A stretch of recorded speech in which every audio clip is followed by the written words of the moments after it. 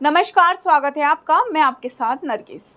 हरियाणा की विधानसभा 2024 के नतीजे पर मोहर लग गई। बीजेपी का पलड़ा तीसरी बार भी भारी रहा, लेकिन जलेबी का जिक्र राहुल गांधी ने किया और स्वाद बीजेपी को आ गया। दरअसल बात गोहाना की कर रहे हैं। गोहाना के मातूराम की जलेबी इस बार के चुनाव में चर्चा का विषय बनी हुई है। हरियाणा विधानसभा चुनाव के नतीजों के बीच जलेबी चर्चा में आ गई।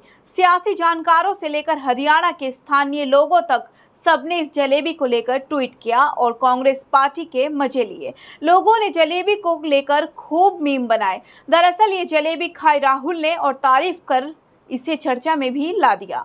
लेकिन चुनाव के नतीजे के बाद इसका असली स्वाद बीजेपी को समझ आ गया। आइए जानते हैं कि जलेबी क्यों चर्चा में थी। जलेबी की कहानी हरियाणा में विधानसभा चुनाव प्रचार के दौरान शुरू हुई। राहुल गांधी यहां सभा करने पहुंचे थे और दीपेंद्र हुड्डा ने उन्हें माथुराम की जलेबी खरीद कर दी। राहुल को ये जलेबी बहुत पसंद आई तो उन्होंने अपने भाषण में इसका जिक्र किया। राहुल गांधी ने कहा कि अगर ये जलेबी किसी बड़े कारखाने में बने तो कई लोगों को रोजगार मिलेगा। इसके साथ ही इन्हें अन्य जगहों पर निर्यात किया जा सकेगा। इससे अन्य लोग भी जलेबी के स्वाद का आनंद ले पाएंगे। और जब चुनाव के नतीजे आने शुरू हुए तो शुरुआती रुझान में कांग्रेस को प्रचंड बहुमत दिखा। हरियाणा में 70 से ज्यादा सीटें कांग्रेस के खाते में जाती दिखी।